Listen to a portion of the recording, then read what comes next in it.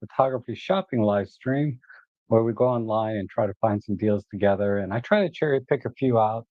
My main goal is really to help people just getting started in photography to not like spend a ton of money, but get a nice little uh, kit of accessories together for the photography journey to expand their photography into areas that they might not otherwise go into because things might be a little bit costly. But typically, I have a lot of items you can put together for about $100, and I'll give you a good head start to expand the kind of genres and things you want to do, landscape or um, you know, bags and memory cards for sports action type photography. Because our cameras these days are very capable, and it can be argued you don't need some accessories anymore. But uh, I, I s- I kind of maybe I'm kind of old school, but I think some of the old methods of achieving certain types of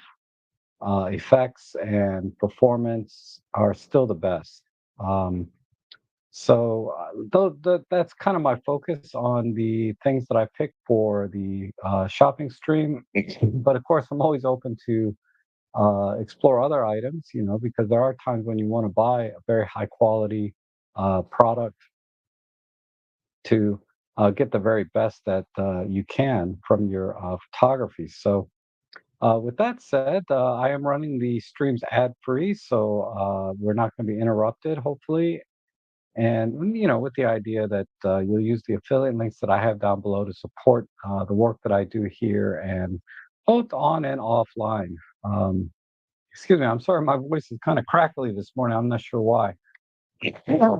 Okay, so that said, let me.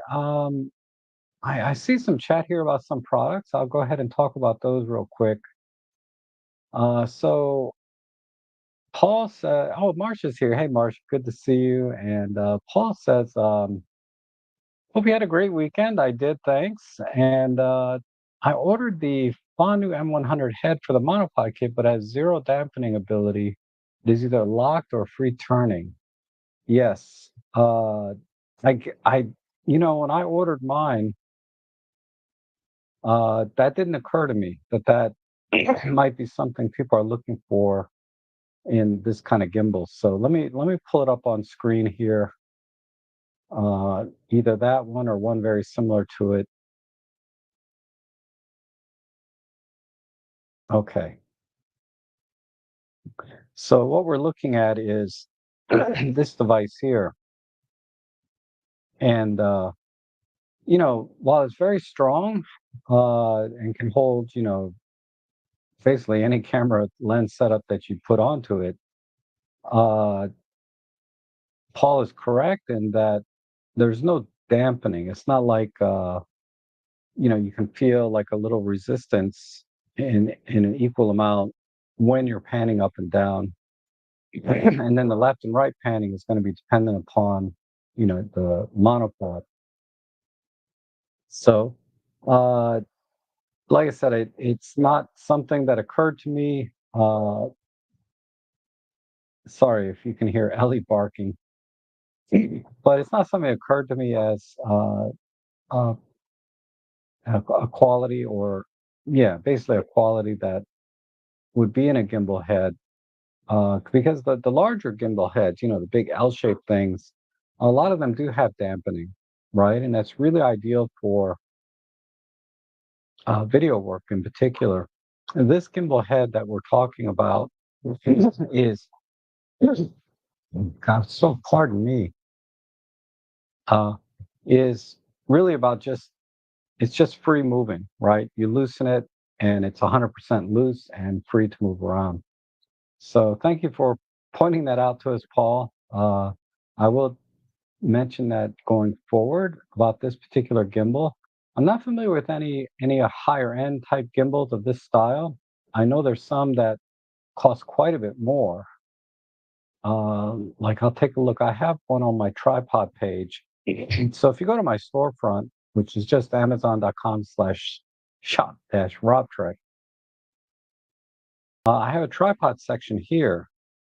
And in here I have a really high end, well, let's just say it's very expensive, gimbal in a similar style. And I don't know if this has dampening or not either, to be honest. Uh,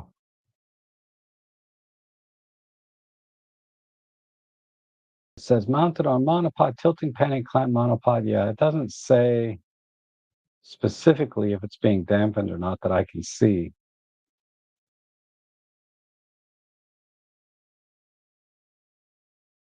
but it's possible. I might mention it in the reviews.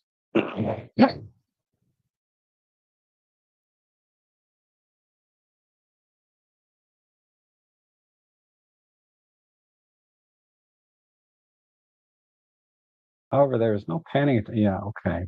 This is the Vine review.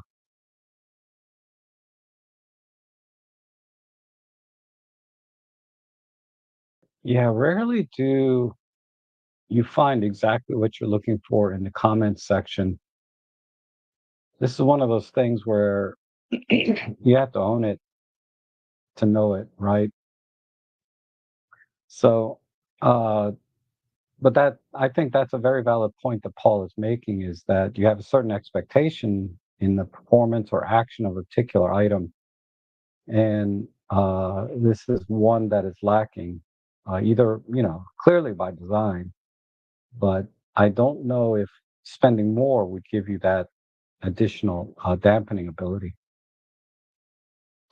Okay, yeah, it's the same experience, or do you have an immediate friction, intermediate friction? No, yeah, it's basically loose or tight. Um, you can try and tweak it like in between, like if you have a lot of finesse, and then you might get some action, but then it probably wouldn't be very smooth. I never tried, and I suppose because I didn't buy the exact Banu one. I bought one just looks exactly the same, but I paid twice as much. I paid $60 for mine. Uh, but it wasn't, it's the same, right? There's no action, no dampening, I should say. But yeah, the one that I pointed out, the Leo photo might. So go through the comments sections and see if anybody speaks to that directly. It didn't seem like it because these really, I don't think these devices have caught on to the general photography community. Uh, it seems like kind of an outlier because it is kind of an awkward looking accessory, right? But let's see how many reviews there are. There aren't that many. There's three reviews on this one even. So yeah, none of them mentioned about the dampening here. Okay. But if anyone does have this one, feel free to chime in the chat section and let Paul know. And I see John is here. Good to see you. So let's go ahead and get into the some of the deals I found today, and the links are down below to my picks for today. But there are a lot of good, interesting deals here, and a few other things I found that might be useful. Okay, uh, so this memory card, they must be overstocked on them because this is still on sale. I bought a 256 gig version. It's been working great, but the sale here really is the 128. That's the very best deal, but the 256 at $43 is also a very, very good deal. And the performance out of these are excellent, as far as V60 cards go. Uh, you know, I always buy a memory card with every new camera that I buy, which sounds kind of silly. How many cameras do you buy? But if you guys know me, I buy a lot of cameras.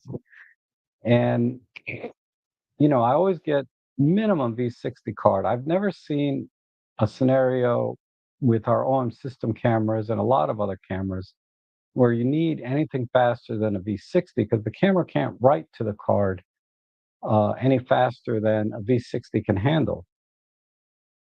Uh, I'm curious what people's experience have been with the G9 Mark II, because that's not a camera I own, but it also accepts V60 cards and has a pretty decent buffer. And in that camera, the buffer is very important how fast it clears because you can't shoot, from what I'm told, the next series, the shutter won't activate until the buffer's been cleared. So this kind of card is even more critical in those camera systems if you're into sports action photography. If you use a lot of the pre-capture type functions, where you buffer 25 shots maybe before you actually start your burst, mm, I would recommend maybe going to a 256 gig card in that scenario because you can get up to 3-4 thousand images easily, and a 128 will carry 3 or 4 thousand images. That said, something that a lot of people don't know about memory cards and you know digital storage in general, like SSDs in our computers and external drives, uh, is the fuller they get, the closer you reach their maximum capacity, the slower they start to run or operate. Uh, and it has been measured in the past. I I can't quote you a figure or quantify that for you, but generally speaking, the advice is when you're when you're at about 80% capacity, that's when you start to notice a decrease in performance. And that's true of SSDs, SD cards, hard drives, physical drives. It's true of all of these kinds of devices. When you start to reach near the maximum capacity, it slows down, and that number is about 80%. So, uh, even in my computer, I try to keep at least 20% clear on the drive if it's a drive that I'm writing to on a regular basis. If it's just a storage drive where I'm only reading like my archives and things, then I'll go closer to 90-95%. I want to maximize what I paid for. But if it's a working drive, one that I'm constantly reading and writing to, I definitely keep it at 80% or lower. And for as long as I can until I have to buy another drive. And our SD cards, if you want maximum performance, getting a 256, uh, if you're using Pro Capture, would be ideal. Things like focus stacking and bracketing can also rack up a lot of images on your card. So if you do a lot of that as well, I would recommend going 256. But I would say for the majority of us, the 128 would be perfectly fine. And you'll never fill that card up. I've never filled up a 128 gig card uh, in, when I'm doing my regular photo walks and even in birding. I'll use a 128 and I'll get maybe 50 to 70% full, but I've never really filled up a 128 gig card. And that's because my general workflow is I always format the card when I go out, right? Or when I'm in the field before I start shooting. I format it so I have a clean card. If you're the kind of person that likes to keep images on your card for a certain period of time, which is a very common workflow, then yeah, definitely 256, maybe even go 512, but I would say 256 is probably more than enough. Okay. Uh, so let's go back to my regular deal page. And so, yeah, I'm a big fan of getting the right gear, the right accessory for the photography that you'll be doing. A V60 card definitely makes sense. The only exception would be, say, in like uh, some cameras have very high video specs, like 8K, recording. I can use a V60 card for 8K recording, say in my Sony camera, no problem. It's able to handle the bit rate of that. But there are some cameras that have higher bit rates. So you'll need to double check the specifications of your camera. One model I can think of specifically is the Sony A6700. It does require a V90 card to get access to all of the video specs in the menu. So that's when you may want to go to a V90 card in something like a A6700. Other cameras that have very high video specs, typically they use a CF Express card, and virtually all of those meet that requirement. That's not going to be an issue. So it kind of makes at the SD card a moot point that you're going to buy a CF Express card if you're doing video anyway. And I didn't see any particularly good deals on CF Express cards, but they are, there's a brand Per Gear is very good CF Express card. Another good brand is Nova Chips and Angel Bird. They're very similar uh, and very, very affordable relative to, say, the name brands like SanDisk and uh, Lexar. They cost quite a bit more. You're paying for the consistency and brand name. Basically, you're paying for the brand name. But these other cards like OWC, Angel Bird, Nova Chips, they are very solid choices per gear. Without you don't have to worry. And Peter has a feedback here. It says, I got a SanDisk Extreme Pro 32 gig when I first purchased my EM1 Mark II. This is the one slot where the other cards are PNY 60, Pro 60 recommended by you. Should I upgrade the SanDisk? Only if you are running out of space. If your photography doesn't push the capacity of those cards, then there's no need to upgrade, right? Uh, but for $20 to get, I would even go $40 and buy a pair of matching memory cards to put into your EM1 Mark II. And I believe on the EM1 Mark II, only one slot is a UHS-2 compatible, so it won't. Oops, stupid IO bit care. They're always popping up things on my screen. Uh, it's okay. It's okay. You have a matching pair. You can always carry these cards with you to your next camera that may have dual V60 slots or dual UHS-2 slots, I should say.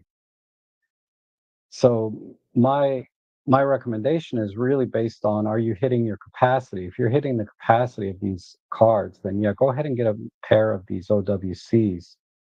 If you're not hitting the capacity, it's not much reason to upgrade because you're not pushing the camera to its limits in a lot of cases. The exception being something like in focus stacking, where you have to capture, say, 15 to 100 images, in any particular bracket or stacking, and you want the images to write to the card as quickly as possible. And then I would upgrade to the OWC in this case, because the SanDisk Extreme Pro is a little bit generic as far as SanDisk goes. If it's a UHS-2 card where it has the double row pins, I can show you what I mean by that is if you look at the memory card, it's a double row as opposed to, there'd be only one row of pins, but there's two rows of pins. These are UHS-2, so they transfer twice as much data at the same time. And I would definitely consider upgrading if you do a lot of focus bracketing to a UHS-2 card. But because only one card slot is UHS-2 compatible, if you're writing to both cards at the same time, then the entire workflow is going to be at the speed of the slowest uh, memory card. A chain is only as strong as its weakest link in this case. If your workflow is more of writing to one card until it's full, then going to the second card, um, I would still recommend getting two UHS-2 cards, even for an EM1 Mark II, because what I would do in that scenario is I would swap the cards. I would take when cart slot one gets full, I would just swap them and use card slot one, put the fastest card in card slot one. Okay. I see Stuart's here. I think it was you, Stuart, that recommended Zareen focus stacking. I love it. If that was you, thank you so much for that. And it is cheaper ultimately. It's a one-time price. So and it does a great job. I don't see much difference between it and Helicon Focus. Helicon Focus has a few more options that I don't think are worth the extra money because I wouldn't use them, like the 3D thing, and it has an additional model for stacking. But the results from Zareen seem to be equally as good, certainly better than Photoshop, stacking. And I can get a personal license for $88. And if I ever decide to sell prints, I'll have to upgrade, to the commercial price. But for a one-time $88 price, it's an amazing value for the performance, and the quality of the stacking. Okay, going back to my deal page. So as you know, filters typically go on sale in waves. This week, the 62 millimeter filter is on sale. This is a magnetic 4-in-1 set. You get a CPL, a UV, and an ND1000. This is like the perfect set, in my opinion, for most photography if you're doing long exposure. 10 stop ND is great for daytime long exposure because at night you rarely need to use an ND filter. Now, they have lower strength ND filters like ND5, ND64, and our in-camera ND filters like on the OM1 Mark II, Mark 1, OM3, even OM5, they go up to ND64 at least. That's good enough for most scenarios as you start to lose light. But the times that you would want to use a lower strength ND filter would be typically if you do a lot of video and or flash photography. Then you would want to use a lower ND filter. But uh, so that's the only thing you have to think about going forward. Now, for $18, there's not much to think about. I would just buy this because you're going to use the CPL and the ND, the CPL 99% of the time, and the ND1000 is useful time to time, and UV filter less so, right? You're really only going to use that in times when you might risk getting sand or water spots on the front element of your lens. So if it's raining out or I'm at the beach, I would use my UV filter to protect the front element, but I would never use it otherwise, really. And the ND1000 certainly is an excellent strength for waterfall photography because even in broad daylight, an ND1000 you can set the filter to even like 1 second in a very bright day. Even an ND1000 doesn't slow the shutter speed that much on an extremely bright day if you're shooting wide open, whatever your settings are. But you do have the ability, if you're stopping down the f9, f11, you can get 15 to 30-second long exposures in broad daylight on a bright day with an ND1000. This is not the kind of filter you'd use to take a picture of the sun. You need like an ND10,000 or something, whatever that number is. But yeah, this is a great filter set for this price. The magnetic filter set is really convenient to be able to just pop these things on and off, which I do a lot in the field, and I've never lost a filter because of the magnets. They're strong enough for most situations. The exceptions being if you're riding a dirt bike or you're in a situation where there's going to be a lot of bumping of the lens.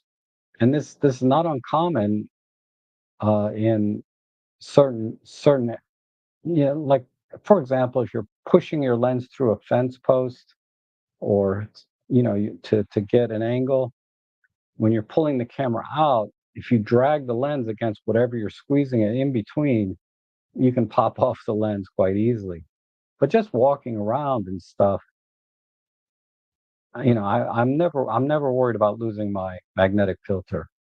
And when I'm in situations where I'm poking it through a fence or whatever, then I'm very, very careful uh, with the filters. I might even just take it off, put it in my pocket.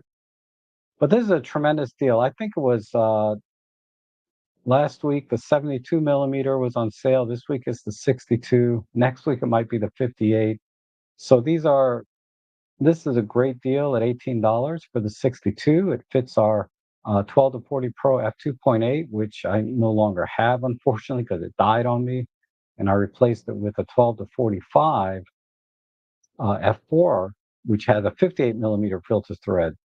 So now I'm using a step ring for a lot of stuff, but that's okay. Uh, let's go back out. And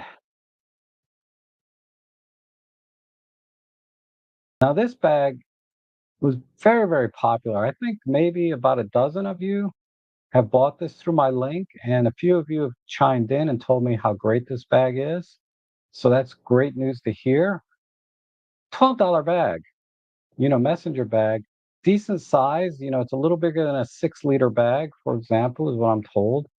So it's going to hold, all our Micro Four Thirds gear, no problem. It even hold regular DSLR size cameras and lenses, but less lenses. But you can certainly fit the camera body in something like this. And uh, it has great features. I like how the zippers go all the way down the side, so it makes it open up wide open if you need it to. Uh, a sealed front pocket, a zippered front pocket, I should say, a secondary zippered pocket. Really handy dividers, so you can layer your lenses, which makes a big difference in our Micro Four Thirds cameras, especially because our lenses are, they're tiny, right? They're really thin. So, uh, this is not a good example here because they're just cramming the lenses in altogether. I would never do that, but I'm not saying I've never done it. I just said I try not to do this. And it comes with a rain cover, I believe, as well. Yeah. So if you do get caught in a downpour, they do provide a rain cover. And yeah, so this has been a great bag for $12. If I didn't already have like half a dozen messenger bags, I would get this myself. And Mosisu is well-known bag maker on Amazon, at least. They're one of their best-selling bags, and that wouldn't be the case if they didn't consistently deliver good value. Um, so that said, they have this backpack on sale, which looks to be excellent as well. Uh, you know, plenty of room inside. This is a full backpack where they don't have a separate top section. So you have to stuff everything inside one compartment. Uh, but that's fine. And they give you what looks like 4, 5, 6 dividers. I wish it had more, but six is kind of par for the course. And of course, fully adjustable. So lots of good things here. A couple of straps, and it also has. Okay, so when you look at the tripod mount here, I actually like this orientation because you can set the bag down flat on a surface, and it's not going to fall over because your tripod's on the bottom. So I like this orientation, and it's also actually I found to be easier to carry the tripod with it to the bag. If it's a shorter travel tripod, if it's one of your long tripods, it's going to be a problem getting through brush, getting through doors, you know. But for smaller tripod, like I wouldn't put this tripod on here because it's a little bit too wide.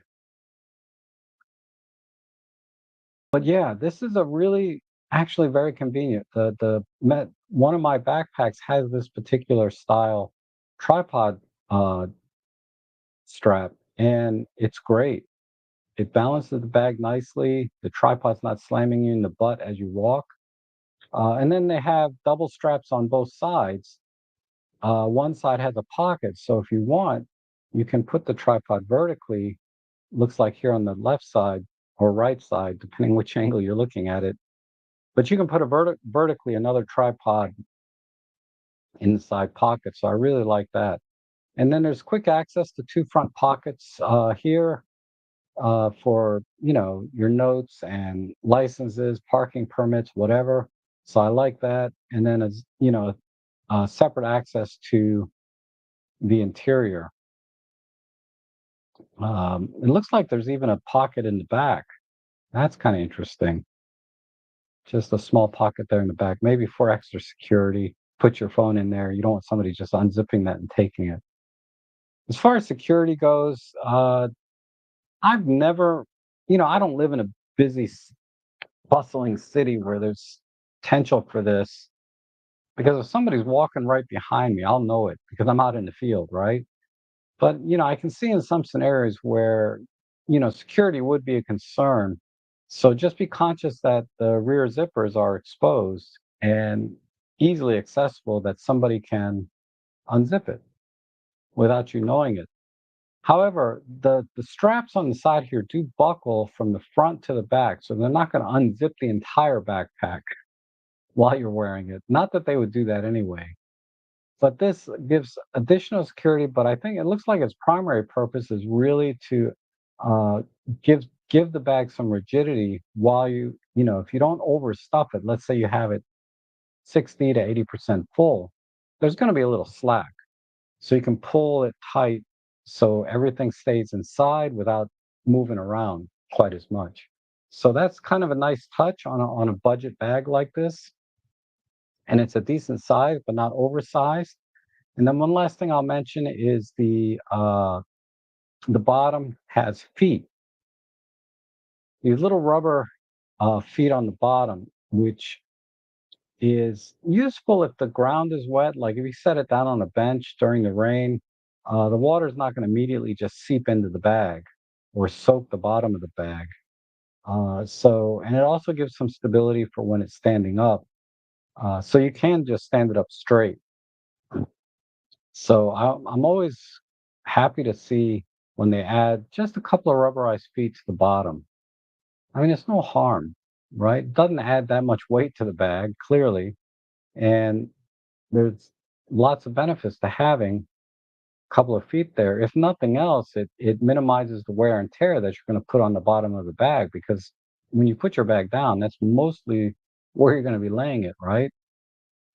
The only workflow issue here that I'm not a fan of is that it opens from the front. So you have to lay the bag down. If you're laying it down on the grass or dirt or sand, to open the bag fully, you have to lay it down on the part that is on your back, like where the foam is. And that introduces all the problems that go with that of getting dirty, uh, picking up ticks, whatever, right? So that's the only thing about this bag. So I tend to buy backpacks that open from the back, not the front. But opening from the back has its issues as well, right? But I think the advantages of opening from the back outweigh the disadvantages. All right. One of the advantages of opening from the uh, front, like this one does, is you can actually and even though this has a side pocket here, you don't have to take the whole backpack off to get to all your gear because you can just kind of bring it around, unzip it, and get access to it much easier than if it's a rear opening. If it's a rear opening one, like the one that I prefer, you have to actually take the backpack off to get to any of your gear. But with something like this, you could do it without taking it off. So, like I said, it's just a personal preference. I don't think one is superior to the other. They're just it's just a different design, and it's $35. This is the kind of backpack that you use once in a while, should last you years if you're like an everyday kind of guy, going out every weekend, weekend warrior. Yeah, maybe 2 years tops for something like this. But at this price point, you can get started in, you can go out and start hiking with your camera gear and lenses without spending $200 for a backpack, right?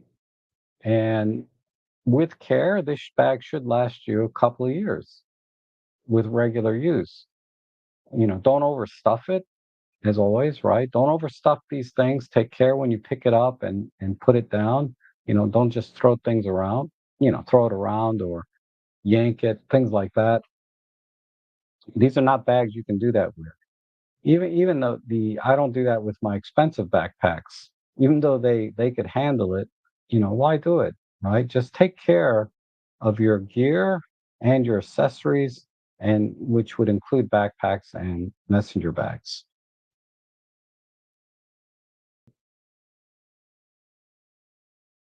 And let me just put a comment up here. It says Larry says your video photography journey, starting with the M10 up to the present, would, in my belief, of considerable interest to.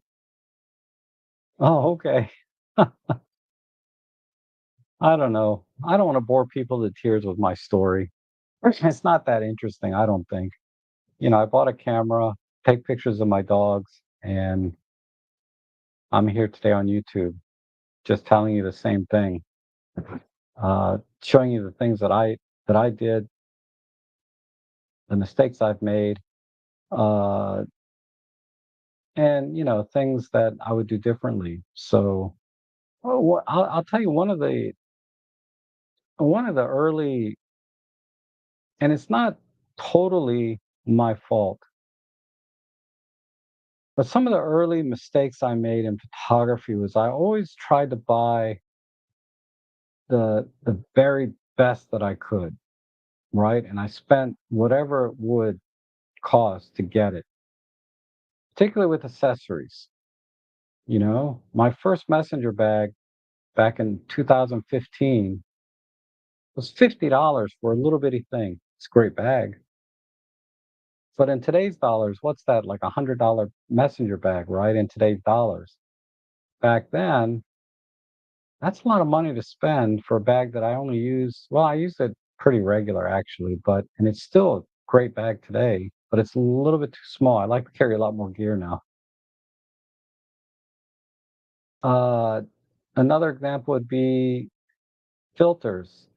I bought like $100 B&W CPL filter, and it's a great filter, but I shouldn't have been spending $100, which is in today's dollars would be like 200, right? Things have kind of doubled in price since in 10 years. Uh, I shouldn't have bought that. I shouldn't have spent my money like that.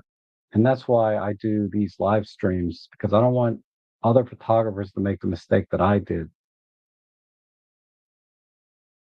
Uh, one of the downsides of that filter, other than the price, is that it was for my full frame cameras, or my DSLRs, I should say, where the lenses had 77 millimeter filter threads, 82 millimeter filter threads, really big rings, because it's a big camera system. And I have trouble finding cameras only until recently when I bought a Canon full frame camera. Did I have any use for that filter? For years and years and years, that filter just sat in its case, because I switched primarily to shooting micro four thirds. Now, uh, why do I say that's only partially my fault? Right? Because I made the decision back then, right, to do it.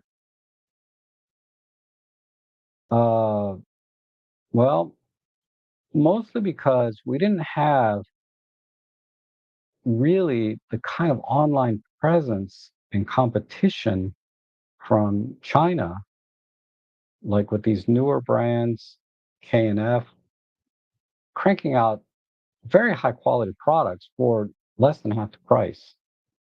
Back then, if you wanted a UV filter, you either bought you know, the very cheap, like really bad quality filter, or you had to buy B&W, you know. There wasn't much in between.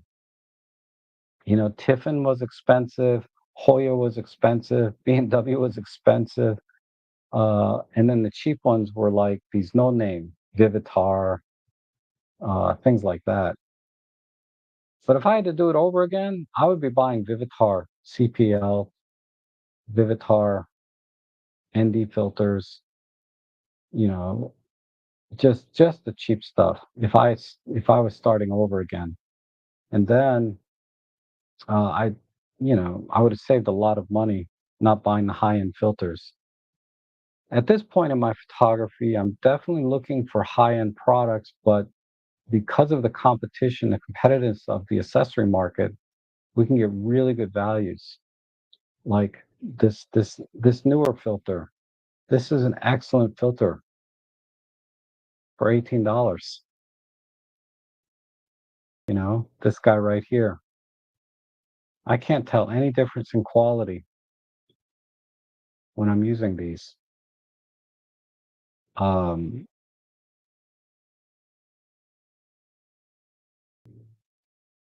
for all intents and purposes, right? Yeah, sometimes the flaring resistance is not quite as great as a high-end filter. You get some reflectivity once in a while when you're stacking filters. But these are kind of minute, very minor uh, problems with these filters that you don't run into very often, and you just work around when you're in the field. But to this day, I'm still buying. You know, I bought a lot of filters recently, newer and K&F. Back in the day when I was starting, now Vivitar, I'm putting a little shade on Vivitar, but Vivitar back in the day used to have the Series One.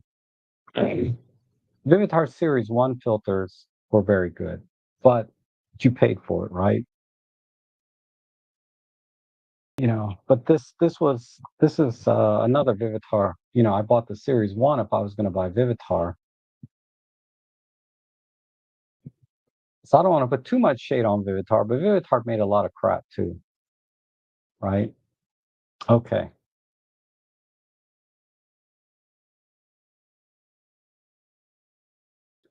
Um, yeah, and Chuck makes an excellent point. I can't tell you how many times I've cannibalized bags and across each other for dividers. I'm always doing that. It's so true. And Larry says, I just made a point why my journey would have value. I don't know. You know, I'm already a little bit self-aware as it is, in the sense that I don't think my story's that interesting. But and Chuck says, my pet peeve in photography is the $50 lens hoods that aren't included with the lens. I started 3D. Oh, that is so cool. I know. I got my 12 to 45 yesterday, no lens hood included. This is used. Okay, I bought it used for 350. I got a great deal over it just for camera. I didn't even, you know, I figured I'll just buy an $8 lens hood, right? Or $10 lens hood from JJC or something. And I get home and I'm looking for a cheap lens hood for this, and there aren't any. They're all like 40, $50. I found one for $30 that I'm like $30. That's $10. So I'm just gonna wait it out until I get a lens hood for this. I have a metal ring lens hood, but the problem is this is very wide angle at 12 millimeters. So, you know, I get too much vignetting, like almost like a fisheye lens when I put my metal lens hood on here. So I'll have to,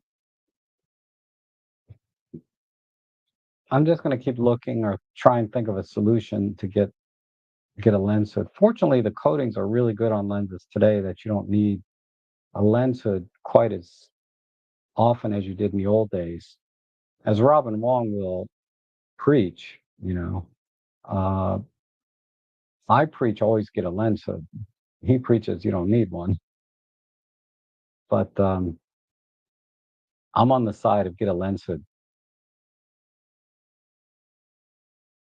Okay, and Stuart's asking flash what flash Godox do you have? Oh, this is a new one. I'm going to do a review on this actually. This is the Godox B480. It's a great flash.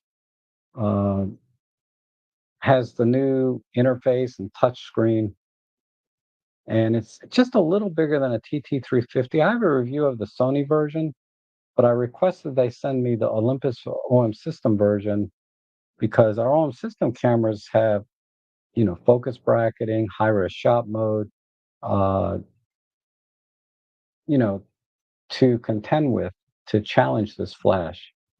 The other cameras have bracketing, but it's not the same as focus stacking. So I wanted to test our OM system camera for size and weight relative to the camera itself. So this is a very good size. This looks like a full size system, right? But it's actually pretty compact because the size is relative. You have a relatively good size flash. It's just right for this camera. I like the TT350 size even better, but this has a lot more power and features. The new interface, lithium ion well, they use the same battery. If you get the lithium ion 350, also has a nice little modeling lamp, which I didn't think would be useful, but I'm finding a little bit useful actually. Not just for helping with autofocus, but actually for photography. So I'm going to do some more testing with this and then do a review on this. But the short answer is, yeah, I recommend this flash. It's $169, so it's quite a bit more than a regular TT350, but only a little more than a TT350 that has I think they call it a V350 that has the lithium-ion battery. And yet this has a lot more power. The flash sits a little higher up, so you can use this for virtually everything, whereas the TT350 is a little bit limited because of the power output. It's about one stop. This is about one stop brighter than a TT350, uh, which is pretty significant, right? It's twice as bright. So I like this. I like this flash a lot. The only thing I don't like about it, and it's not really the flash's fault so much. It is in a way, but I don't like touchscreens. So it's more about me. I don't like touchscreens quite as much. I prefer physical buttons. Uh, but that said, I'm getting a hang of using a touchscreen, but it just I tried to use my BlackBerry phone for as long as I could until you just couldn't use a BlackBerry anymore. I like physical buttons. I hated I hate that touchscreen keyboard on our phones. I hate using apps. I hate all that. I sound like a grumpy old man. I know, but uh, I'm more tactile. I really appreciate buttons and dials and physical control. And good to see you, the great Vanzini. And lens hoods are needed if you want to protect the front lens. Yes, that is equally as important as reducing flare, in my opinion, and improving contrast. So I like both. I like using it for both those reasons: protecting the front element and reducing flare, increasing contrast. I would use a lens hood for either reason, but the fact that it does both, kill two birds with one stone, is all the better. Yes, even their lenses were hit and miss. Yeah, if you're referring to Vivitar, if you got the Vivitar Series 1, generally you're okay. But yeah. Uh awesome. You're gonna get your new OM5. Awesome. So you decided to go with that rather than say the LX100 we talked about Sunday. And Mark says, don't feel bad, Rob. I stuck with WebOS and Windows Phone as long as I could as well. I'm sorry. I'm sorry for laughing. The Windows Phone. I don't know why, I guess I gotta watch one of the videos. Why did the Windows Phone die? Because it's the same thing as an iOS phone, right? But I don't know. Wow, you're really bringing back some memories. But anyhow, let's get back to some deals here. Another good deal here is the tripod. This is still on sale. It's rare that a value like this stays on sale this long. It's been over a week. $25, great backup tripod. If you look at other tripods at this price point, they typically have plastic ball heads that are rickety and crack and just squeak a lot. This has a nice metal ball head, converts to a monopod, and comes with a great little carry case on top of that. And it's plenty tall at 65 inches. So it's relatively lightweight. So there's very little to not recommend about this. If this is your very first tripod as a photographer, or as a backup tripod that you just keep in the trunk of your car, okay? Because there's going to be a day when you forget to bring your main tripod, and this is better than having nothing than having nothing, right? So $25. Uh, and I just want to point out $20 memory card, $18 filter, $12 bag, right? So we're at 50 bucks right here. Add this tripod, you're at $75. And you got a great start. You have a great start. You're ready for fast action sports photography with minimal buffering. You got your filters to increase contrast and reduce reflection with the CPL, 10 stop ND to do long exposure photography with the UV to protect your front element time to time. You got a bag to carry this and all the lenses and stuff you bought first. 'Cause a lot of us buy cameras and then we buy a lens, right? And then you have a tripod for $75. And there's nothing wrong with any of these things, right? The memory card and filters will probably last you forever. The bag and the tripod, 2 to 5 years, depending on use, right? I mean, and this is my goal to try to get you under $100 and get everything you need to really get a good head start in your photography. Okay, another great item here, $4 for a little tripod bag, right? Where that you put between the legs and you can put your camera bag there, like the Mosisu sling bag will fit in there, or your lenses. I like to use it. I put my power banks in there to charge the camera while I'm operating it and or charge batteries while they're here because I don't like to charge the batteries inside the bag because that generates heat, could explode. Just makes me nervous. It may never happen, but it makes me nervous. But if I stop and take the time to set up a tripod and I'm going to be there for a while, and that's not uncommon. Heck, I'll just whip out the power bank with the charger and charge up the batteries while I'm at it, my spares, or if I'm on my second set. So, and I use this a lot for astrophotography where I'm shooting overnight, long exposures. So if you're doing star trails, deep sky, uh, things like that, you put your power bank in there and let your camera run and do time lapses, et cetera, et cetera, et cetera. I can't emphasize enough how useful this little bag is for $4. I should get another one because I have one now. It's on a tripod that I keep in the studio here, but I should have one in the car that I can take out with me more often. In the studio, meaning because I do a lot of astro stuff in my backyard, or I used to. Okay, here's the Mosisu tripod. This is $10 more, but it's also 12 inches taller, right?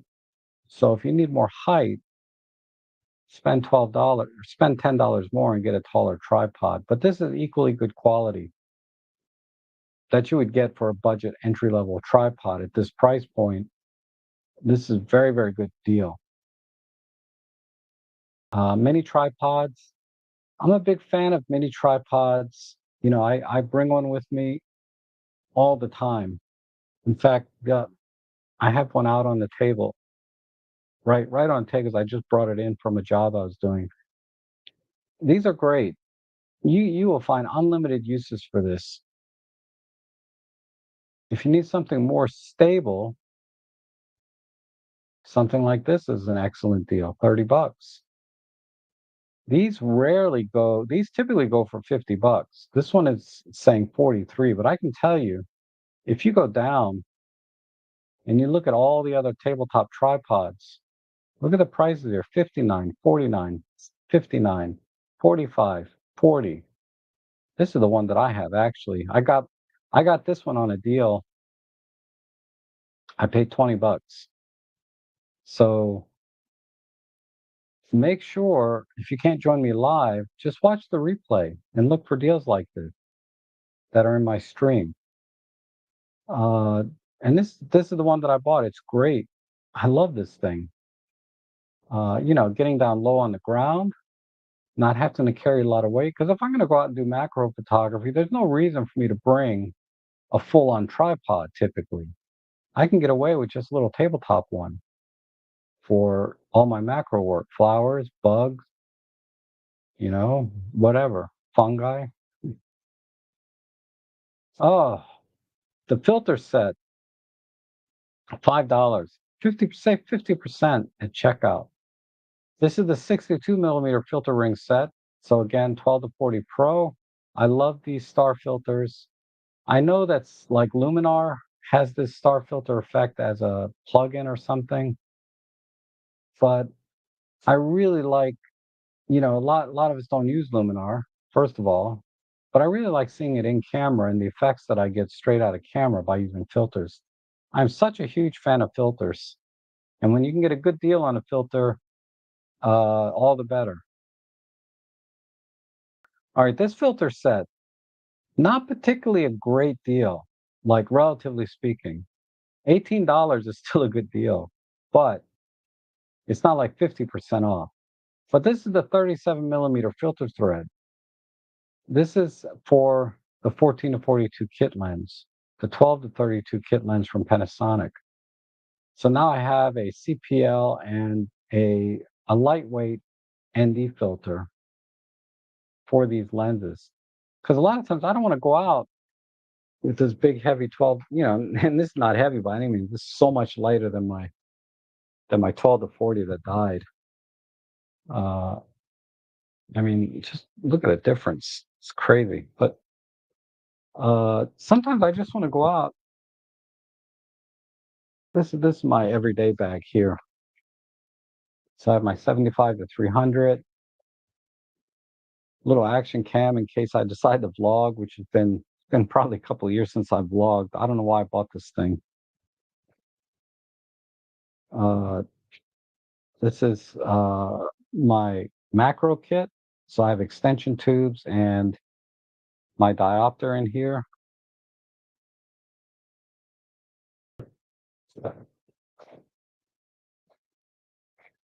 My kit lens was in here.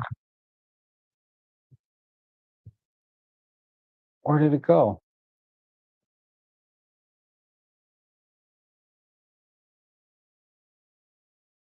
Got my diffusers in there.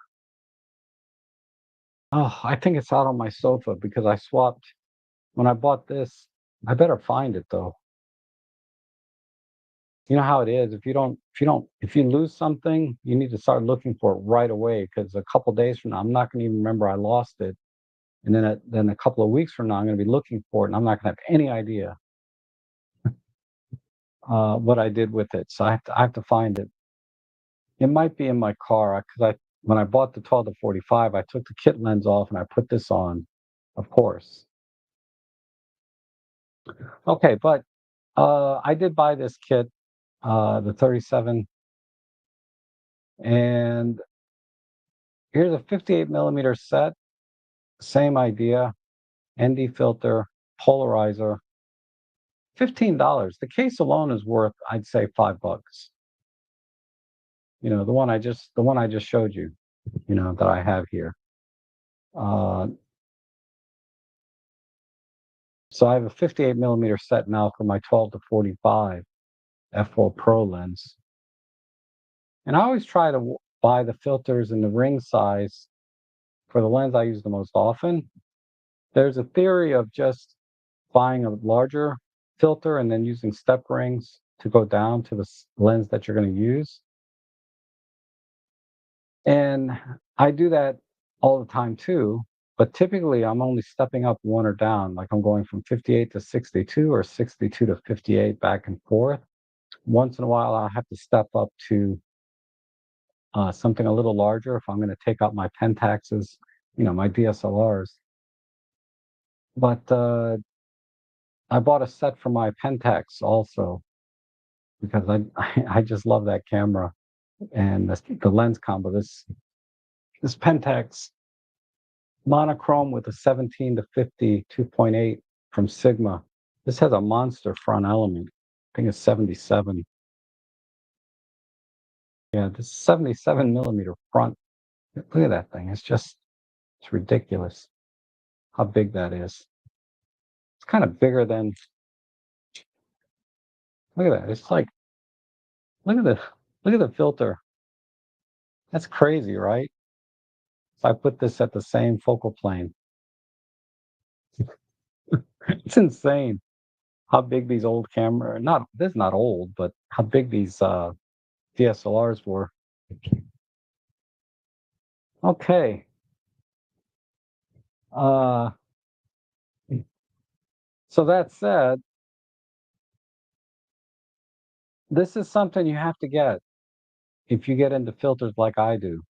An $8 filter ring set.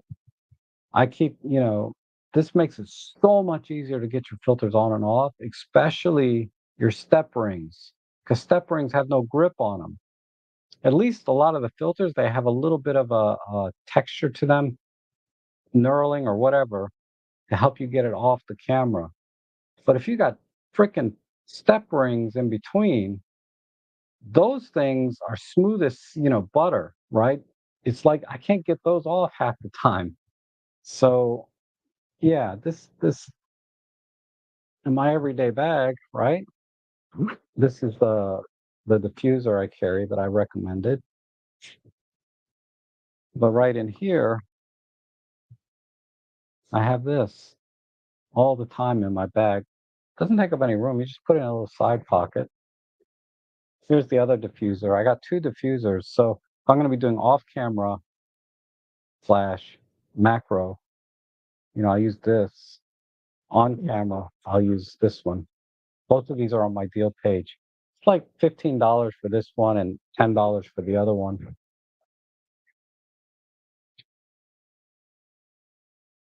Okay. So if you use filters or if you've ever had a problem screwing your filters on and off, this solves that problem completely. They have it in different sizes. I think I bought this one. I can't remember. I bought one of these. This looks like the best deal. You get three rings in various sizes for $8.99. Okay. Uh, and the infamous step ring for being impossible to screw on and off your freaking lenses. So if you're going to buy step rings, you have to buy the other. You buy these together. But this is the best deal I've ever seen on step rings. You get 18 step rings for $16. I don't care if it's on sale or not. That's a deal. Okay. And Stuart, thank you so much for your support there. I really appreciate it. Uh, every little bit helps. Using my affiliate links, doing super chats, direct donations, everything helps me a lot. Um, oh, Marco's here. Hey, Marco. So you saw my 12 to 45, right? Okay. I've seen some phone cases with Bluetooth. Yeah, I'm not doing that. Then it gets really bulky, right? Uh, Interesting idea though. but rarely do I use my phone in a horizontal thing where I would do that. And now I have to charge 2 things, right? The phone and the keyboard. Uh,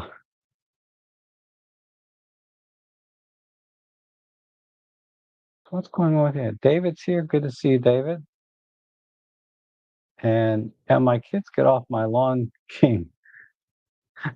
You heard the kids get off my lawn, king of guy these days. Yeah, I know. I'm starting to feel that way. And hey, Rob, I have to read my name tags occasionally too. I know it's really bad when you can't remember your own name or you forget the English language entirely, right? I wish I could attract a younger audience because I really want to help them because they're the ones that are buying gear for the first time. Older folks like us, and many of you are much older than I am. We just like deals, right? We may or not need it, but what the hell, man? What are we saving our money for? So, and in the sense that, if we can buy a $10 or $20 item to cure our gas or temper our gas, I should say, why not? But it's more critical for people just getting started in photography when a lot of times they don't keep up with it anyway. So why waste all your money on these filters and lenses, uh, or filters and bags and all this other stuff when in a year, your camera's going to start collecting dust. I mean, I hate to say that, but that's just the truth. That's what my experience has been, with dealing with people online through YouTube is they constantly thank me for showing them how to use the camera because it was just collecting dust. And when I go into the camera store, occasionally I see people trading in cameras they just bought like a few months earlier. And they say, I never used it.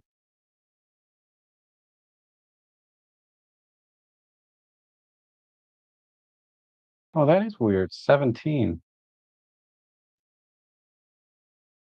And influencers are pushing them to buy old, overpriced point and shoots currently.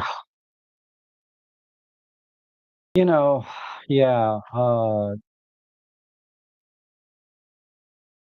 Let me get through a couple of other items, and then we'll just go into a regular photography chat. Why not? Yeah. So I'm thinking about buying some antelopes. I've never bought antelopes, and right now I'm almost all lithium ion, but I have a few accessories that use double A, triple A. Like my TT350 is a double A system, and the lithium ions work great, but they don't last quite as long, and the recycle time is very slow. The antelopes, I think, will have very fast, much faster recycle times and should last longer. But you're paying $23 for just 4 of them, which is not bad, but it's not like I got 8 batteries and a charger for like 20 bucks, right? Okay. Uh the backpacks, there's some more backpacks here in the 35 to $40 range. I kind of like this one. It's a little bit different. Nice and slim design. Opens from the rear, or I'm sorry, it has a front opening here only, and then a top compartment up here. I don't think one person has bought this through my affiliate link, and I'm very surprised because it's $35 and it's a decent compact backpack. So you're not going to overstuff it in the sense that you're not going to bring too much gear. How many times have you gone out with like all your gear and then you ended up using one lens and camera, one lens and one body? This at least, forces you to be more selective, right? Kind of like shooting a film camera. It forces you to take 24 shots or 36 shots. This forces you to just take a camera and a couple lenses, right? Not that you would buy it for that, but a lot of times that's all you need is a camera and a couple of lenses, your tripod and some chargers, whatever. You don't need a big backpack, but a backpack makes things so much easier in terms of your mobility in the field and the ease of use of carrying the gear. while you're moving around. So yeah, I just said mobility twice basically. So I like this backpack, and it's a canvas material, not like the vinyl of all these other bags that I've been showing you. I find canvas material generally to be more durable. Uh, because everything that I have is canvas is still good, whereas I have a lot of vinyl accessories, not my camera bags, but a lot of vinyl accessories. They crack and peel over time, right? Like I used to have a sofa that was pleather, and it just cracked and peeled. So you have to maintain it. You don't have to maintain canvas material. You just throw it in the washing machine and bada bing, you know, it's good as new, right? Okay. Uh, these triggers, this is still on sale. 14 terabyte drive for 200 bucks. That's a deal. Okay, I challenge you to beat that price anywhere. And it's a Western Digital. I've had very good experience with Western Digital. Statistically speaking, they're marginally better than any other brand in terms of reliability. But that's very drive specific. The studies that I've seen of hard drive reliability. So if this is more reliable than another brand in the same price point, I don't know. But my experience has been very good. And statistically speaking, particular drives from Western Digitals, like in the server space, they tend to be number one, if not, top two or three. This is an exceptional brand, exceptional reliability, I should say. There's the gimbal, these tripods. This is all good stuff. Here, the diffusers I talked about. These are the two that I have. This is the diopter I use. This is excellent. This diopter is awesome. No loss in quality. Like I'll show you an image I took with it. I took this image using the diopter. This little spider is barely a centimeter, barely, if that. It's probably closer to 5 or 6 centimeters in size. And I used a diopter to get a 1.5x magnification. I cropped in. This is focus stacked. This came out awesome, and I used that Xerin uh, focus stacking software. It works great. Amazing, amazing. So definitely, I highly recommend this. $44. I got mine on sale for like $26, but I would pay 44, no problem. This has not been on sale in a long freaking time. Yeah, it's been a long time. So $44. I just get it. It's really good on the 40 to 150 kit lens. It's okay on the 12 to 45, and by that I mean it gives you a little more magnification, but the 12 to 45 doesn't have much magnification. But like on a 40 to 150, you're pretty decent magnification. Not quite 1x, not quite 1 to 1, but pretty close. Couple lenses and flashes. If you guys have any questions about flashes, flashes are kind of my thing. I love flash photography. I love flashes. I could talk to you to death on this. I can charge you $100 an hour if I'm teaching you flash. But if you're here in the stream, I'll talk about flashes all day long for free, basically. So, any other questions on this? Any of this stuff? All right, let me just go back to my deal page, and then I'll get. How am I doing on time? Oh, wow, I've been an hour already. I found a couple of new things for OM systems. These lens hoods. Uh, I like this one here, $7. This is for the 9 to 18 and 12 to 50. I like this little square lens hood, and it's a bayonet style, so it just snaps on. And here's one from Hogue. It's metal, but it's expensive. But this fits the 45 1.8. I thought that was kinda cool. This is the kind of thing that I wouldn't recommend unless, you're over 50, you just want nice things. For all practical purposes, the $8 lens hood will work just as well, but if you wanna get all fancy, and you're a little bit older, I think this is kinda cool. And that was it for that, and then, let me look at the tripods again. These are all great tripods, okay? But let me just point this one out. Uh, I bought this one. Was it this? No. Yeah, it was this one. I don't know why it doesn't show previously. They're asking $299 for this now. It's a great tripod, but it's not worth $300. It's worth 200. It's certainly worth $160 that I paid for it when it was on sale. And I hope some of you bought it. I didn't see any of these sell through my affiliate links, but I hope you were able to get one at that price because that was a steal at $160. So don't pay 300. So here's an option. $229. It's orange, so it's going to be easy to find in your trunk at night, right? Because it's going to, if it's dark out, and that's a lot of times you use a tripod in the dark, right? It's going to be easy to see.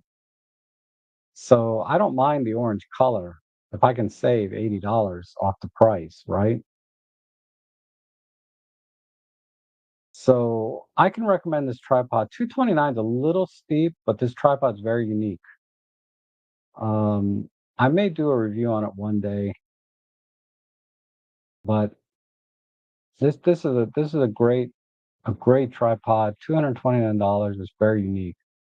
I can't find any other tripod at this price point that does everything this can do. There is one from Benro that's about, it's closer to 300 that I like a little better than this one, but I didn't want to spend 300. So I got this one for 160. I got lucky. What was it? Prime Day deal or something.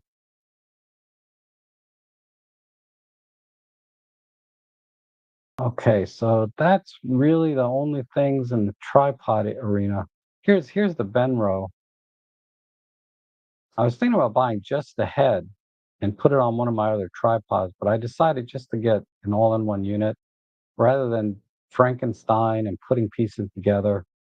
It's just a much more stable, much more compact system when you get it all in one.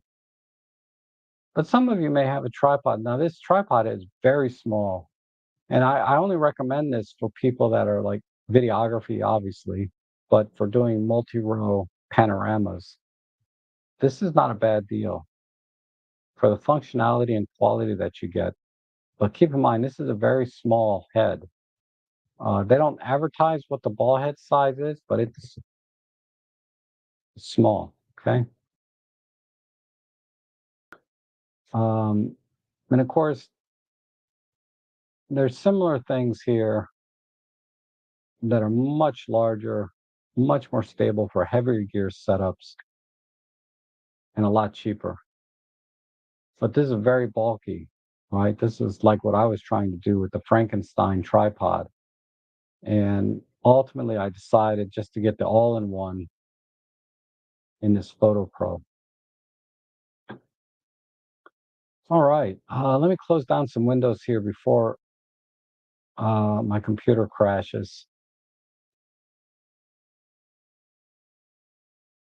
Lots of good stuff here, though. So definitely good stuff. Let me see what I did in flash photography. Yeah, these are all pretty decent. This was kind of an interesting flash. This is very similar in size to the TT350. It's about $30 cheaper. Uh, the only thing it does not do, well, there's a couple of things. I think it's worth it to spend the extra 30 bucks for a TT350. But if you're in a very, very tight budget, this will work. The only thing it well, there's two things that it does not do. One is not TTL. So if you're looking for TTL, this doesn't have it. Not a big deal with flash. Excuse me. And then it doesn't rotate. It tilts up and down, but it doesn't rotate. So this is my problem with this flash. But it's only 60 bucks. The one that I recommend right now, oh, I need to add it to this page. I think I have it on my other page. If you're on a very, very tight budget, $37. This is an excellent, excellent deal. $37 for a full-size flash, nice LCD screen to set your power. Now keep in mind, this is the flash you're going to buy once, and you're not going to buy a second one like this. You could, I wouldn't recommend it. But this is a flash you buy as your first flash, and you get into flash photography, and you're a very tight budget.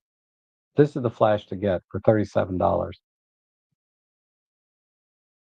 So, like I said, 100 bucks, you can get a flash, a tripod, a bag, a filter. You know, for 100 bucks, you're set uh, with this. I should do a video about $100 setups, right? Like 100 bucks, this will do this because 100 bucks, this will do this. 100 bucks, this will do this. For different, just different variances. Because not everybody shoots the same way. Some people, for example, some people prefer a backpack instead of a messenger bag, and vice versa. So that would be a different $100 list. Another $100 list might be like with an ND 1000 filter, and another one might be with just the ND64 and a CPL, whatever. But there's different scenarios where if you only have $100, this is how you should spend it, right? All right, so let me get back to this other thing. Let's go into a regular photo chat. Again, if you have any questions about gear and buying anything on my list or anything else you're looking for, I'll do my best to answer that question and give you some guidance. But I thought, let me find it again. Chuck brought up a really interesting thing to talk about: overpriced point and shoots. And a lot of I don't watch a lot of those videos where they use point and shoots. It's a waste of time, really. Might be a little fun, one or two, but I'm not going to go through and shop for a point and shoot camera by watching YouTube videos. You know what I mean? Because they're all overpriced. Not all, but the best way to get a point and shoot, and I'm stretching when I call it a point and shoot, but it's these vintage like 1990s and 2000 era bridge cameras. Another very under or overlooked point and shoot camera are the Fujifilm XP series. These cameras have the same crappy quality as all the other point and shoot compacts from the 1980s, 90s, 2000s, but they're a quarter of the price. So let's go to,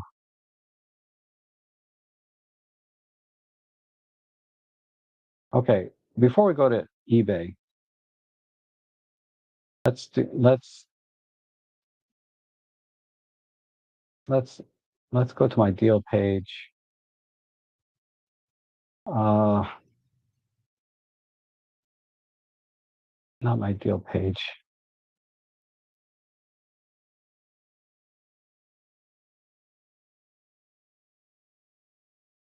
Uh, oh.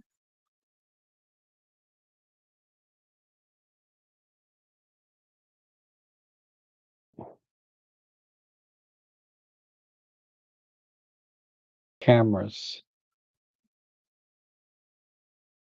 camera and photo. Look at the top sellers here, right? I got it sorted by best sellers. Point and shoot, instant camera, point and shoot, point and shoot, point. These are all crap.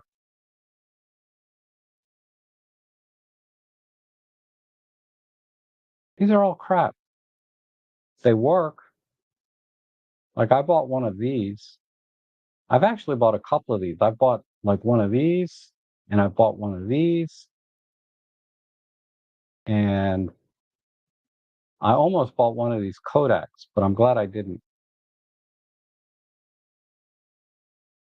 All of the top selling cameras, if we just select camera as the category, all freaking point and shoots.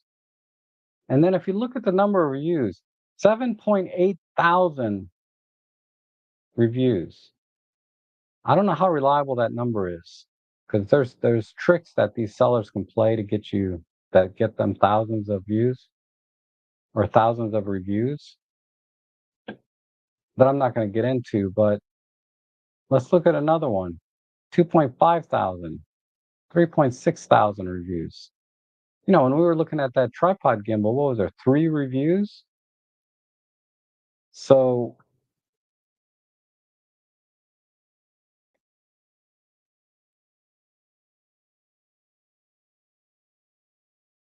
here's a point and shoot I bought. This is actually kind of cool. Uh,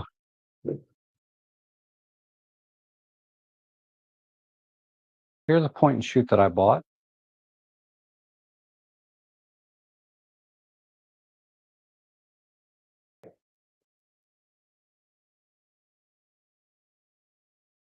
Point and shoot.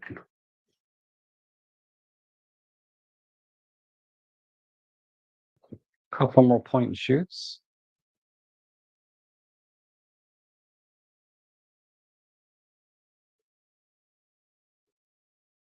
I have a box over here. Who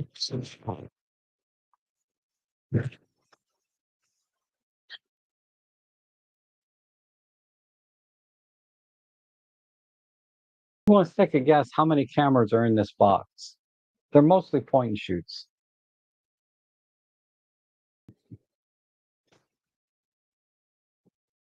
Put a guess in the comments section. How many cameras you think are in this box? The winner gets to buy me a coffee. Okay. Uh, okay, so this is the point and shoot that spits out the thermal paper. Okay? Quality is crap. It's fun for like a 5-year-old. It has Tetris game. That's what I use the most on this. I play Tetris on this. But I paid $30 for this. Kind of fun little camera.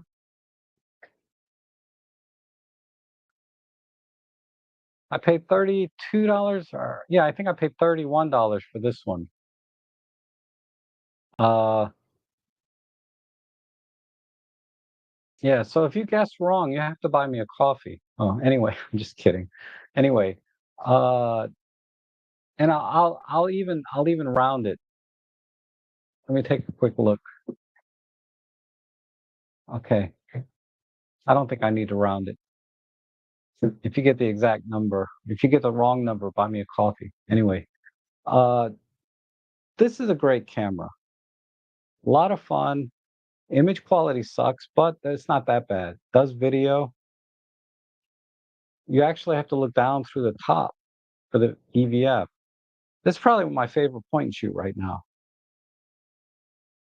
And this point and shoot, this does not save any pictures to the inside. There's no internal memory. There's no SD card. This is a take a picture and print only. And it prints out on stickers, which is annoying, but the quality is pretty good. Quality is actually pretty. Let's see if there's power on this one. I was going to return it and I missed the return window because I was like, it doesn't store any pictures to the freaking memory thing. So let me take a picture, just give you an idea. Can you see? So you frame it up on the digital screen. I think I took a picture. No. Where's the shutter button? It's on top. Sorry.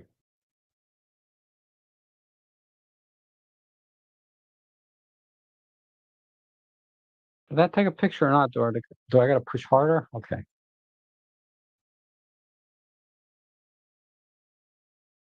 there we go. Now it took a picture. All right, so we'll print that. So you push that to print it, because you don't have to print it, and then it comes out. I paid $40 for this, and I got 10 rolls. It was on the deal.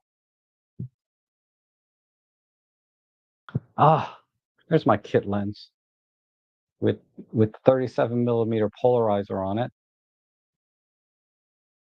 Sorry, I was looking for that earlier. Thank God I found it now. Okay, this is a point and shoot that I paid too much for. This is a good example. I love this camera though. I got it from Goodwill, I think, off their website for 60 or $70. It's not worth that. But it's actually takes decent pictures. It's an Olympus. Works great. Takes good pictures. It's just slow. And the autofocus on the long end is unreliable. But for normal point and shoot stuff, has a little pop-up flash. Man, 60 bucks. I don't know what this sells for now. This is a very popular point and shoot. Okay, the Canon this is the 180, I believe. I should have took better care of it. It's almost a mint condition otherwise, other than a couple of, I think this will come off. Yeah, this is just tape. I covered this whole thing in electrical tape to make it black. Uh, that was a mistake. Anyway, um, this is selling for like 200 frickin' dollars. I think I paid $100 for this brand new at the store on sale for like 100 bucks. Now they're asking 200 for used ones that are beat up. It's stupid. Okay, let's see how many are in the box. So we got to guess 25. Chuck says 15. The Great Banzini says 13. So I got a lot of cameras in here we can talk about. Okay, some of them are film. So we'll count everything. This is overlooked bargain. I bought this brand new clearance from Walmart, $70. Wonderful rangefinder. Uh, Olympus 35 EC. I don't know why I put it in here. I like this camera. I mean, I like all these cameras. So I took out two, right? So two. Let's see. 3, 4, 5, 6, 7, 8, 9, 10, 11, 12. So 12 cameras. Let me count again. 1, 2, 3, 4, 5, 6, 7, 8, 9, 10, 11, 12.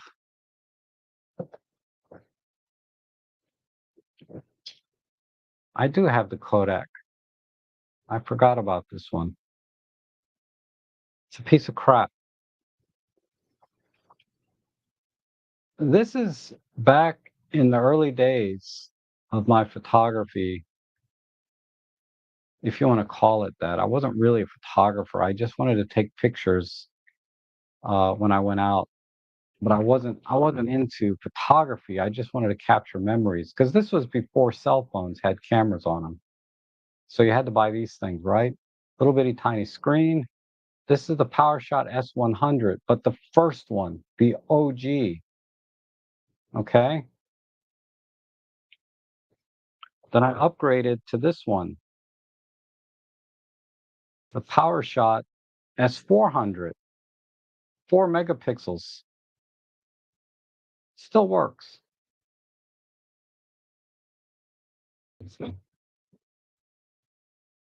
This is one of two cameras that I bought.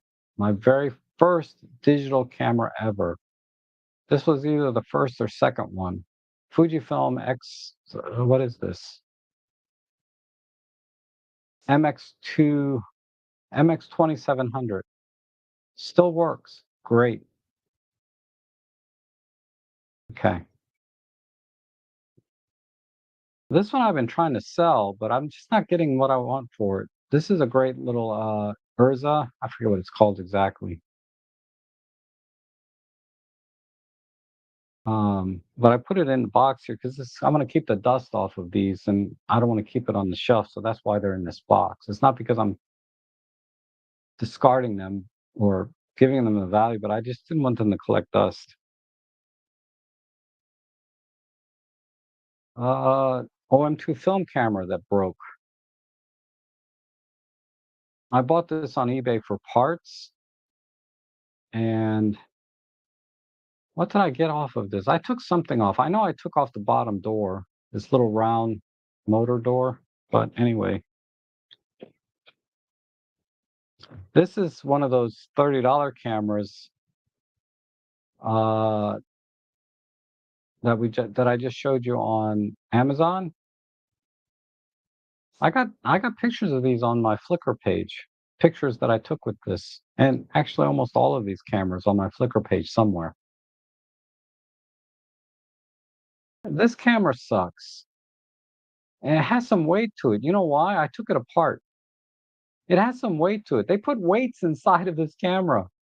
I just couldn't believe it. I opened it up and there's like a lead weight inside to make this feel more substantial, but it doesn't actually weigh anything. It's a plastic piece of junk with one tiny sensor, tiny circuit board, and then buttons. I will say though, the screen is pretty nice. Let's see if it powers up.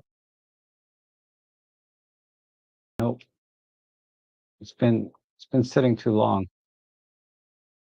Great for kids, but yeah,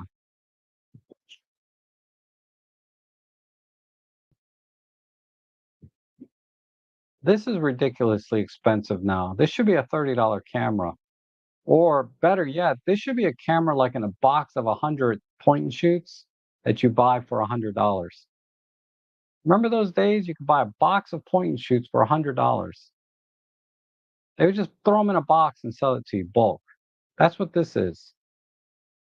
But now this is probably a couple $1,000 now.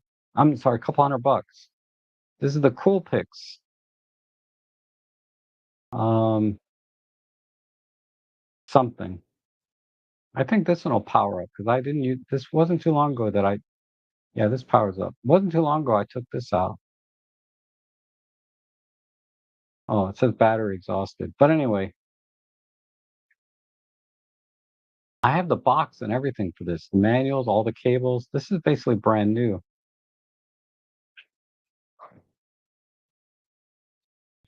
Okay. Oh, hey, Vivitar, baby. That's right. Vivitar.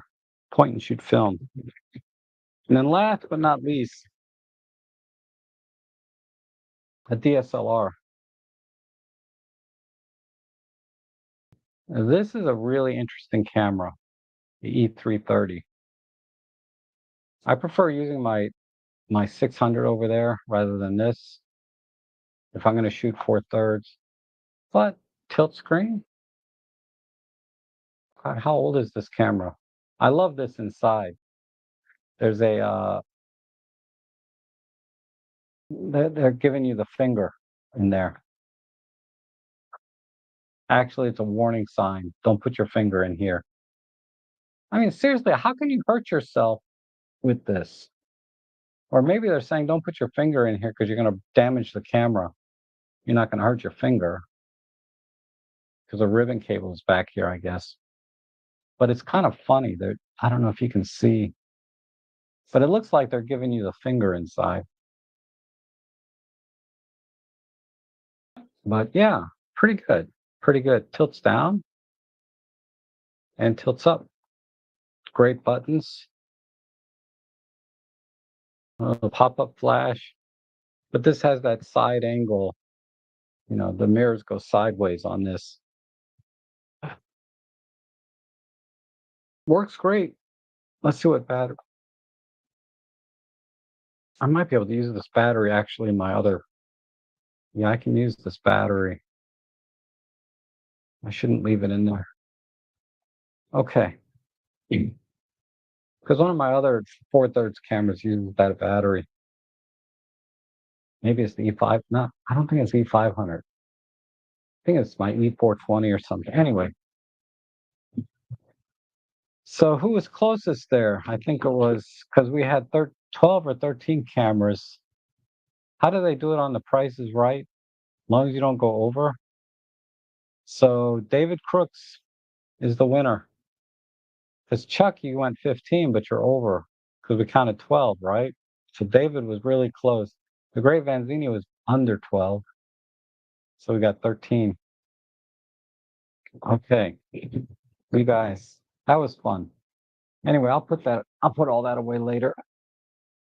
I may have to like take them all out and shoot with them again. So here's the sticker, right? Let me pull it out a little bit. Ah, this is pretty decent quality though.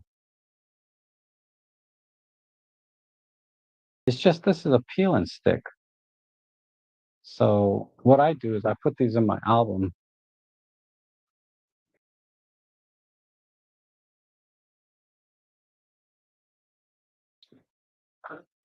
I have a little photo album for my instant pictures, like these, just I put them in here.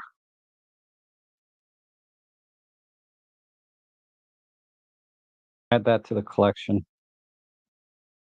Picture of Rob Trek in 2015. It'd be nice if it printed the date on the front, but there we go. There's a picture of David Crooks, and there's a picture of Ellie.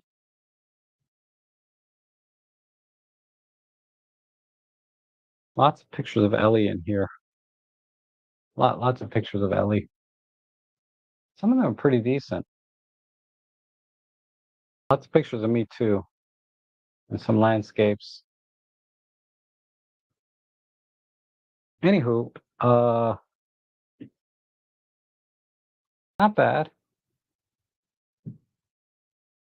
But I think out of all the point and shoots, this is my favorite. It's cheap, takes decent pictures. It's pretty relatively snappy. It's not slow like some of the other ones. Autofocus is okay. It actually autofocuses. And this used to be on my deal page, but I think it's really expensive now. Um,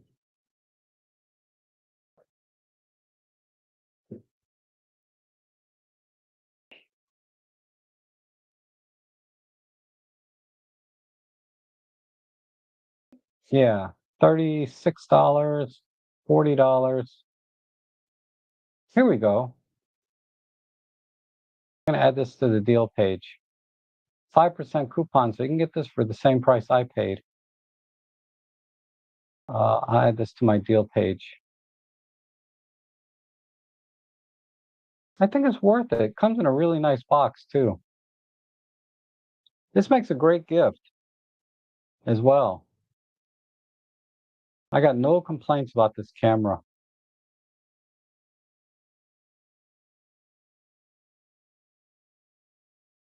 All right, let me go back to the chat. Anyway, that's so like they say, I want to give you some context of where I'm coming from when it comes to point and shoots. I ain't kidding around. It's ridiculous the price they're asking for. So let's go to eBay real quick. And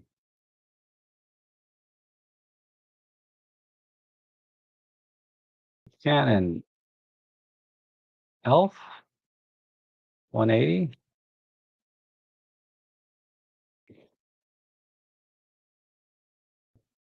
This is ridiculous.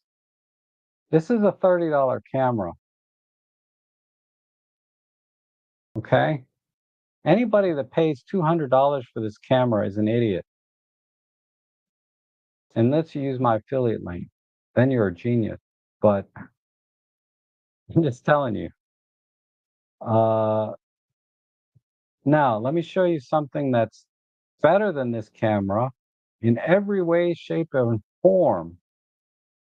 That's probably like a third the cost. And it's a Fujifilm.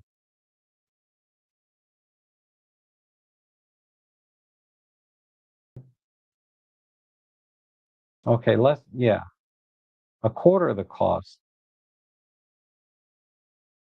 XP60.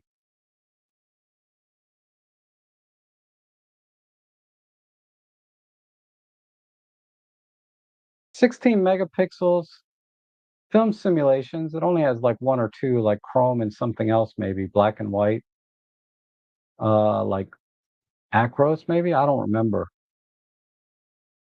Waterproof, rugged, optical zoom, digital image stabilization, built-in flash. I mean, this camera has it all. An excellent. Oh, this has optical image stabilization. Optical image stabilization. Okay. Uh, let's see. I wouldn't get the XP30. That's a little bit long in the tooth, but XP60, XP70, um, XP100 for $90. Two of them. What are they, broken?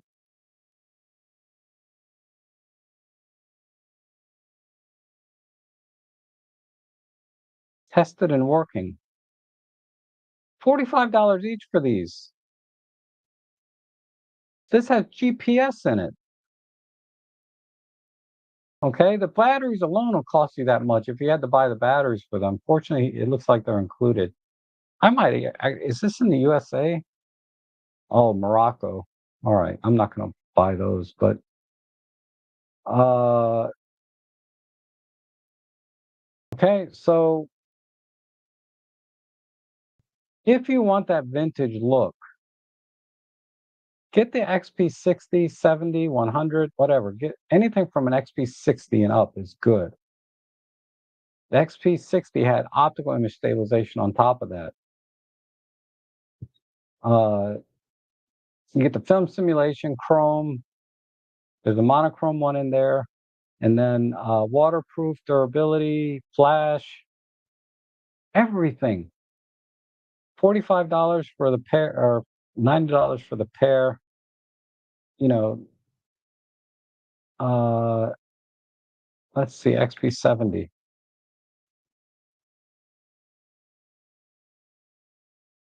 Here's an XP70 for in the United States, and that's giving you a memory card. I mean, seriously. Okay, so uh, another overlooked photography gem, and it's a Fujifilm. Uh, I have it back there. I should pull it out. It's the Fujifilm S, I think 9000. Oops, why did I put X? I meant to put S. S. Yeah. Is this it or not?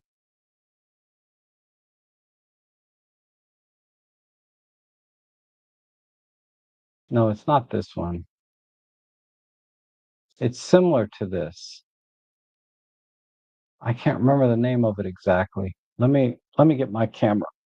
I have one.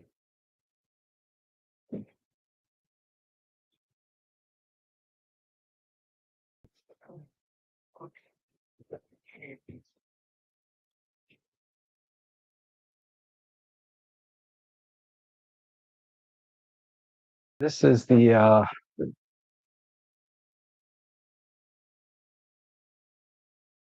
6800.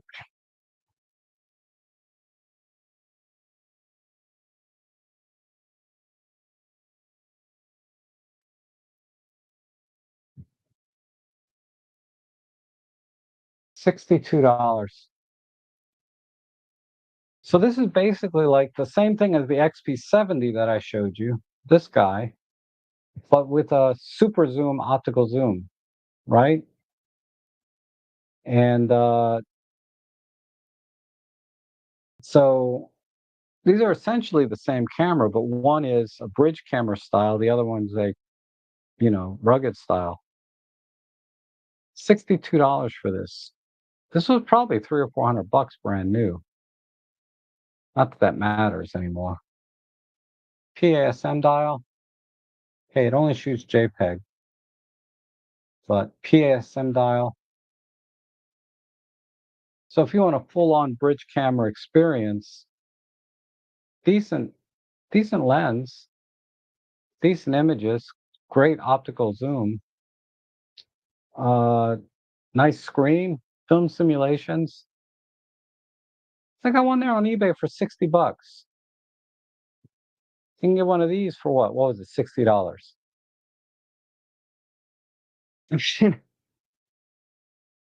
So these are overlooked a lot when people are shopping these vintage cameras. I should do a whole video on this, right? Get a million views and retire. But uh I don't know. Anyhow, yeah, very overlooked. Excellent little point and shoot cameras. And this weighs nothing. Takes AA batteries. Four AA batteries right here. Has a grip. This has a better grip than my OM3, okay? I'm just saying. Uh Not that I set the bar very high, right? But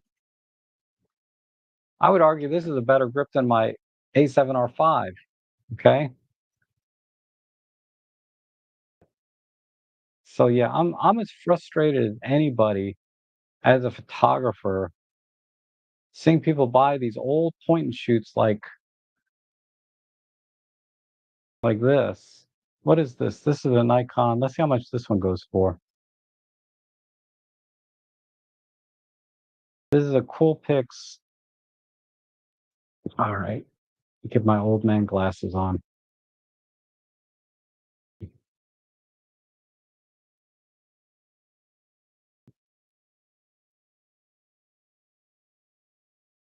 Okay, another opportunity. Guess what model number this is? Some of you might know. This is actually a great camera, but let's see how much it goes for, and then I'll reveal the folder model number.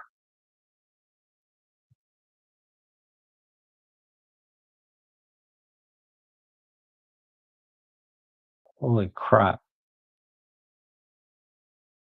I'm all over the place on this one. But this is what came up. It's a Nikon Coolpix S4300. There's one for 145, but I guess they're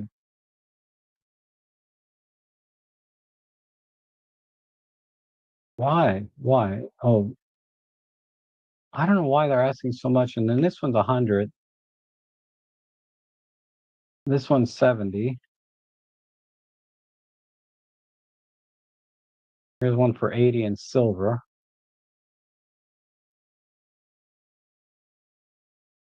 See, mine, I have this whole kit set up. I have the entire setup here. Actually, I think I'm missing the case. So I could definitely get 100 bucks for mine. Oh, but as a photographer, it's frustrating to see prices like this on crap.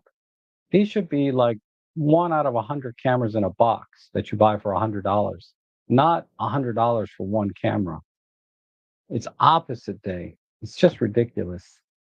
Um,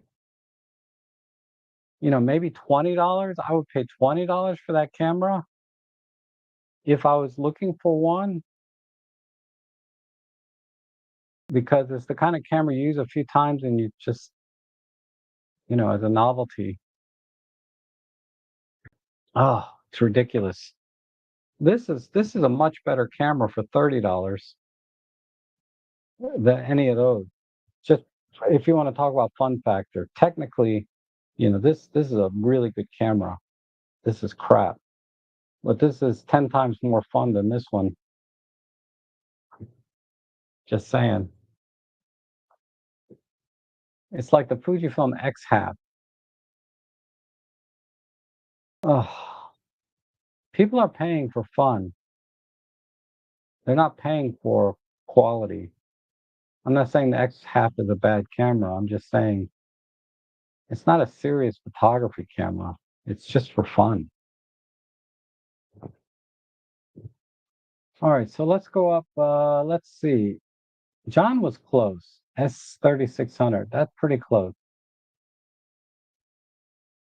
I feel the influencer market can pump up price on almost anything. I mean, Stanley Cups are going for crazy dollars, and then they're just metal thermos. Really? Yeah, it's silly. I have an Ollie RF, I would guess, from the late 50s, early 60s, rough shape. Yeah, I like the RF better than the EC. I forget, I was having some issue with this one.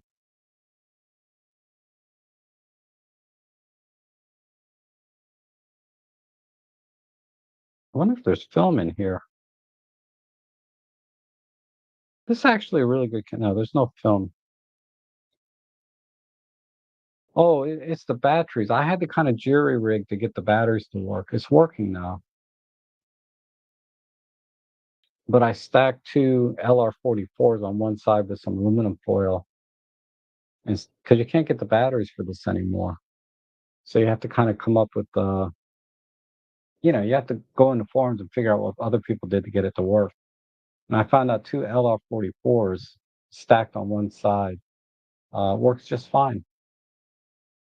Okay. Uh, the Fuji S1500. No, way off on that one.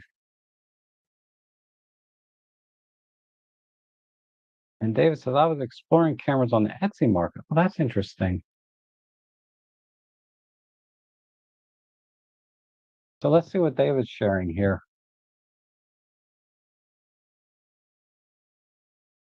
Oh, that is interesting. Look at that.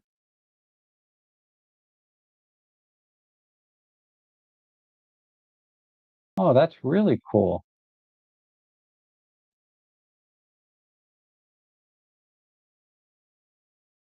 So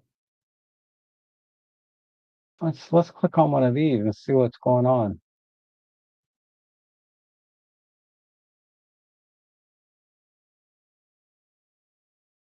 Hmm. Wow, that is really cool, David.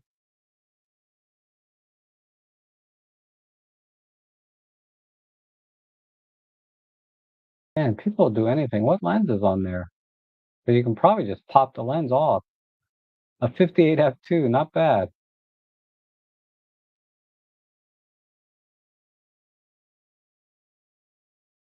Hmm, that's cool. Thanks for sharing that. Um, so I have a Time magazine camera I got with a sub, all plastic 35, but one roll I took looked good. Yeah, I remember those. I remember that for some reason.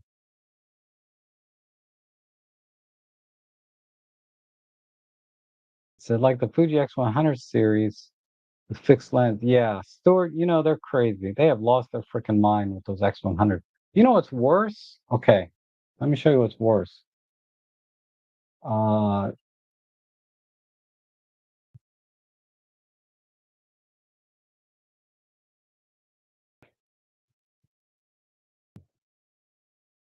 these cameras, the X30, X20, X10. Why are these five, $600?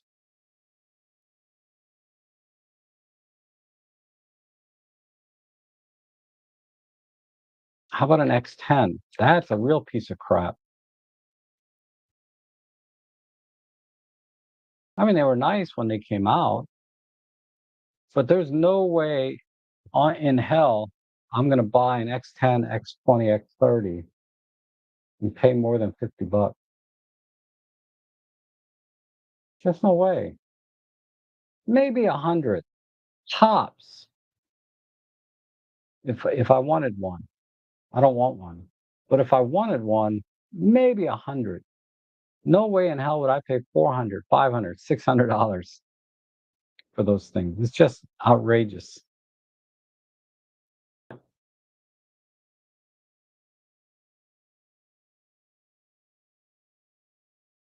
Oh, a Nikon P510. There are some great point and shoots. If you want to go a little higher end, the Canon and Nikon both had one. I'm not familiar with the P510. Nikon, let's see what a P510. Maybe that'll put me in the right direction. Oh, that's an old bridge camera. That's cool. But I'm thinking of oh, what was it called?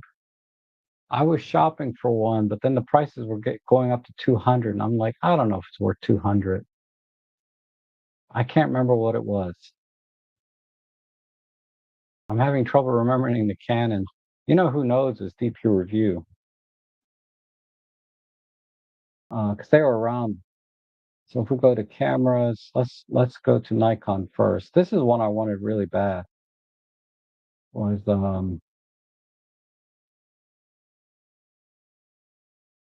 let's go way back to yeah, we have to go back even further.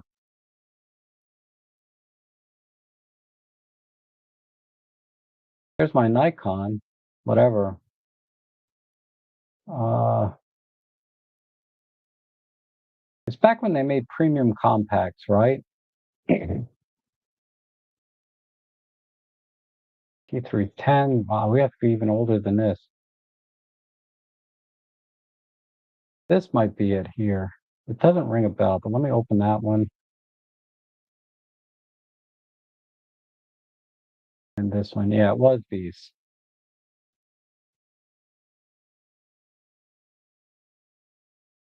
So this is a great little camera.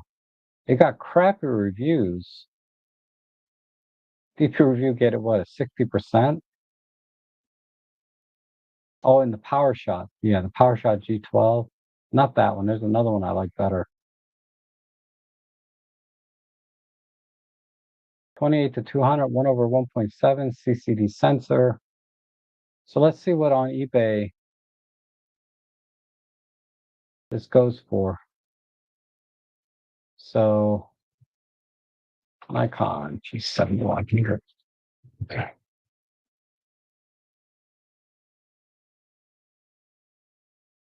Yeah, no freaking way. No freaking way would I pay five, $600. Here's one for 200. Does it work? Apparently it's working. This one's really beat up. Okay, so 200 is a little bit more reasonable. You can get one from a decent seller. This looks like a decent deal. But that's because I want one. If I didn't want one, I wouldn't pay that much for it. It's not worth this much. This one looks like it's in good condition. The problem with these older cameras, this is actually showing here, they start to get these dead pixels and color shifts. The P7100 series kind of had that problem, so that's why I kind of avoided it. But there's also a Canon. Let me go down to Canon.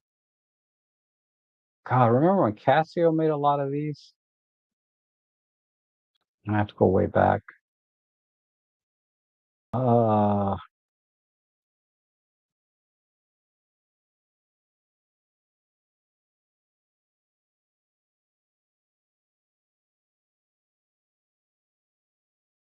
Maybe it's not that far back.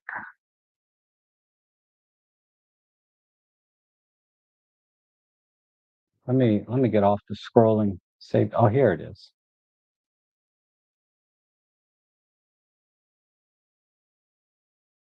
This one, the G5X. I think this is a great little camera. Really fast zoom at 1.8 to 2.8, APS-C sensor, pop-up flash, shoots raw. This is great. Let's see what this sells for.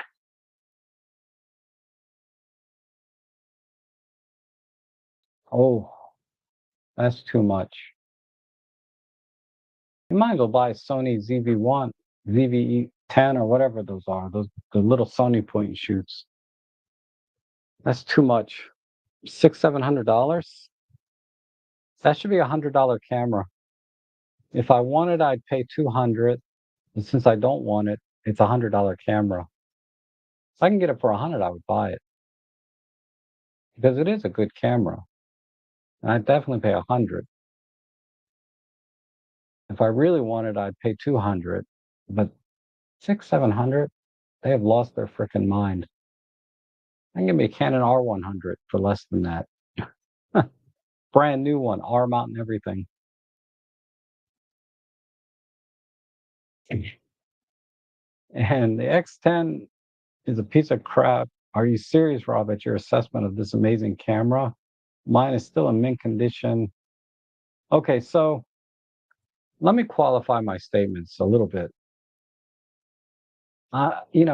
It's I think if I recall correctly, the X10, X20, X30, there were some significant improvements along the way, right? The X30 being really a decent camera. The build quality in all of them were really good. Nice all metal build, pretty durable, but using them, it's just relatively speaking to say for that price point, for what they're asking, you can get much easier to use cameras that take better pictures. So I really shouldn't call cameras a piece of crap. I like all of them. Like I like this camera. It's a piece of crap. I shouldn't say that though. I really like it. Uh, so I'm being a little bit harsh. I'm being a little harsh. I shouldn't say it like that. This one I can definitely not this one. Where is it? Okay. Let me show you an actual piece of crap. So the X10, X20, X30, they're not pieces of crap. They're nice cameras, but they're too expensive for what they're asking too much for them. Uh, this is a piece of crap. 64 megapixels. I paid $30 or $32 for this. Fine for kids. This is a piece of crap. Okay, so let me set the record straight. This is a piece of crap. This $60 is an excellent camera for $60. The X10, X20, X30, if they were like under $100, those are also excellent cameras. But at the prices they're asking for, there's no way I would pay that. Uh, but to each his own, right? Okay. Sorry about that. I should be more careful, right? And it says you need to watch Tommy Nordpole, who regularly does street with this camera. Okay, fair enough. Maybe I was a little judgmental there. And Intrigue is here. Good to see you. Oh yeah, I remember seeing a video like that once, or a couple. There's a guy who buys a bunch of cameras, he tests them out, and tries to resell them to make money, right? Or at least one of the ones I watched. He'd buy a box of cameras for a couple $100, and then he would find one gem in there that was worth a couple hundred to pay for the whole thing, and then he would find a few others and come out ahead, right?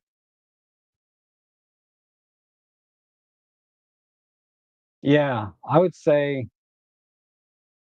what Contrail here is saying is a little bit closer to what I meant, but still a little bit harsh, right? A little harsher than it needs to be. It shouldn't really be called a piece of crap. It's just a little bit old, right? It's a little dated, long in the tooth, whatever. The X10, X20, X30, at that price point, you can get a much more modern camera. But that being said, it's not an X10, X20, X30, all these other cameras. If you want an X10, X20, X30, a camera is worth what you're willing to pay for it.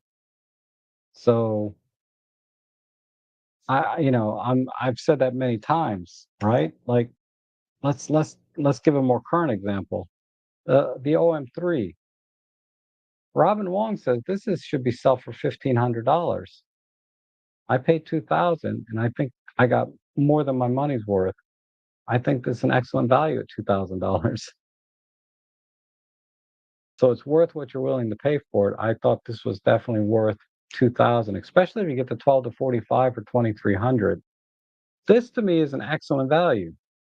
Considering the build quality, the aesthetics, right? Aesthetics is probably half the price because you can get an all-in-one Mark One, which is equally good a camera in terms of capability for half the price.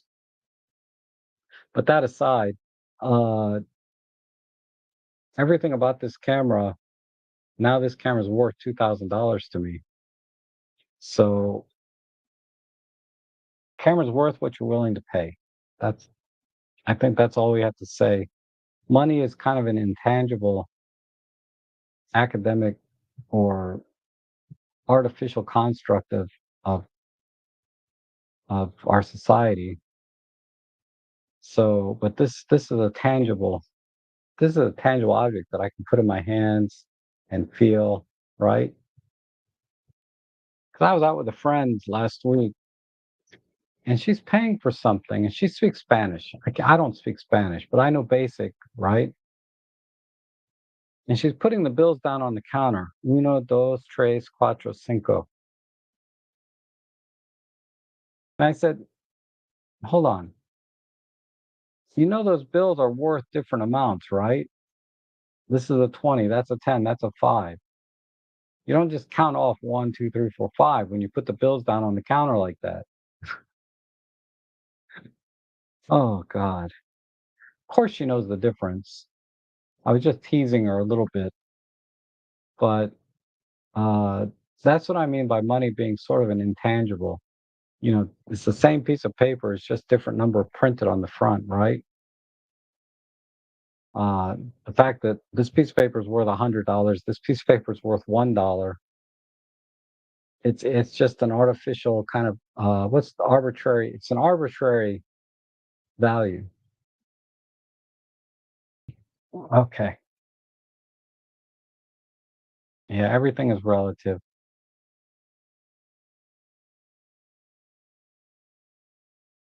At 1,500, I might buy one. Yeah, so you're kind of in the same camp with Robin, right? Maybe you mean $1,500 used, which if you're in Japan you can do, but here in the U.S. this is still selling for 2,000 or very close to even used. The cheapest one I saw was $1,900 for a used one in the US. Because we kind of have to do it that way now because of tariffs and things. Otherwise, I don't know what it's going to cost. Uh, but this holding is value, and anybody that paid $2,000 for this, you know, I think they got a good deal. I think it's a great camera. I get it. You can buy Nikon ZF, you can buy Canon R6 Mark III, right, or Mark II, whatever the latest one is, brand new for about the same money. And arguably, those are more capable cameras in terms of image quality because they're full frame sensors. But for my $2,000, I'm going to buy this over a ZF, over an R6, over almost any other $2,000 camera, Z5 Mark II. Uh, I will buy this camera every time for my $2,000. Contrail says, I'm super close to buying a TG7. Speaking of relative value, I feel that that camera is underpriced, if anything. I think it's priced right, personally. $500 is about right. And I think if they charge more, you're kind of pushing into, I mean, there's not really much competition there in that particular market, right? Who else is making a tough compact camera anymore? So in that sense, 500 bucks is kind of underpriced, right? But it's all relative to demand versus the product itself. So 500 bucks is, I think, about right. I wouldn't call it underpriced though. So I feel like that camera should be about $300. Pentax makes like a WG something. They make a weather sealed body, but it's not. It doesn't shoot RAW, if I recall correctly. It only shoots JPEG. The TG series all shoot RAW, which is a huge benefit, especially if you have DxO that can demosaic and process those images. You get excellent results. The TG7 also has a very innovative, clever design for the zoom.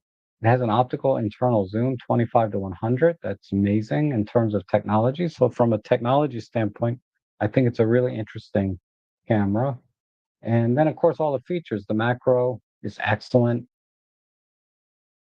Uh, I don't know what the autofocus is like. I hope it's improved in terms of video autofocus. It was pretty bad on my TG5. It was not reliable to use the face detect autofocus in video. In photography, it's a little better, but I used it mostly to shoot just stuff, not people. Oh, you got a good deal. Yeah, that's a sweet deal. 400 bucks, that's definitely a good deal. I was thinking about that. I was thinking about because I saw that deal, 350 for a refurbished one, and then I decided to wait until the TG8 or something else came out. I want to see what's next. The TG7 is a great camera, but I have a TG5 that does almost everything the TG7 does. It's lacking one or two things I can't think of off the top of my head that probably could be fixed with a firmware update, but uh, excuse me. And the USB-C port is not a firmware update, but I'm going to wait for the TG8 and hopefully they make some more. Because the problem I have is I wish the TG series had an actual PASM dial.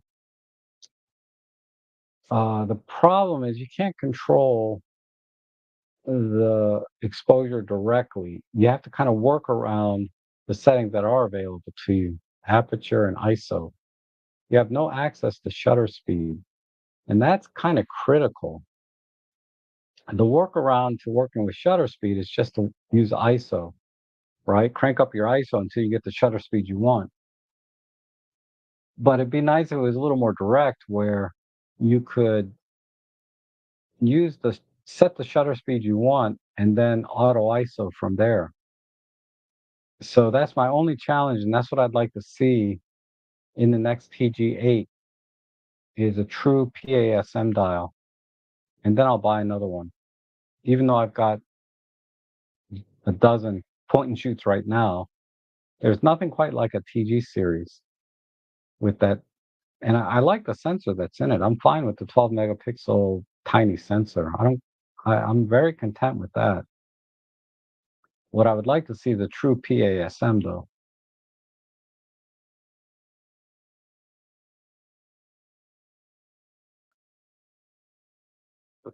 Okay, gang. I think we'll call it here. Um, it's been fun talking to everybody about cameras and stuff. Hopefully, you found some decent deals on my deal page. You can use those affiliate links, and you don't have to buy the things on my deal page. If you go to my deal page and click on any of the products and then buy something else, I'll probably get credit for that too. Not always. Not always. I've seen a couple of times where I know people use my link, but then I didn't get credit for whatever reason. Maybe they're using a coupon plugin on their browser or something. I don't know why I didn't get credit. I should have, because I sold the product basically by telling them all the benefits and features. Well, I'm not going to go there. I'm a little upset that I didn't get credit for that because that was a pretty big purchase and then it didn't count. But every little bit helps. I average about 3% of the sale, depending on what it is, because it ranges from like 1% to 4%, but then I'll get a little bit somewhere in between, right? And always, memberships, direct donations, all that stuff helps me out quite a bit. Um, it's greatly appreciated. Thanks so much for watching, guys. I will be back very, very likely on Friday for photo editing stream, and I'm working with DxO and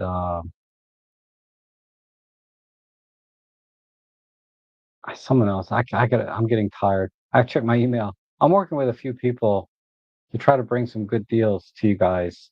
Uh, on some other stuff besides just Amazon and eBay, right? So keep coming back on Tuesdays. It's generally when I have these shopping streams. It's always a lot of fun. You never know what we're going to talk about. Like I didn't expect to open up this box of pointers today, but it was fun. It was fun bringing those out. So thanks for joining me today, and I hope to see you again soon.